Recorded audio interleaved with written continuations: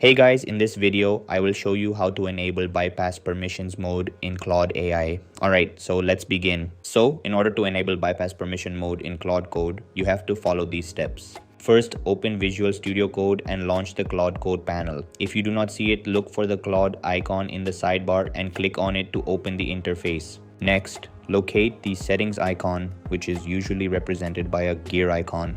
Click on it and select settings to open the Claude Code configuration options. Once you are in the settings panel, search for allow bypass permission mode. When you find this option, enable it by turning on the toggle or checking the box. This setting allows Claude Code to perform certain actions and edits without requesting approval every time. After enabling the setting, close the settings panel and restart Claude Code. Restarting ensures that the new configuration is applied correctly. Once Claude Code has restarted, return to the Claude Code panel. Near the bottom of the panel, look for the Ask Before Edits option. Click on it and select Bypass Permission from the available choices. After selecting Bypass Permission, Claude Code will be able to apply changes without showing confirmation prompts for each edit. This can help speed up your workflow when working in projects that you trust. If you ever want Claude Code to ask for confirmation again, simply return to the same settings and disable Allow Bypass Permission mode or switch Ask Before Edits back on, and that's it. This is how you can enable bypass permissions mode in Claude AI. That's all for this video. See you in the next one. Thanks.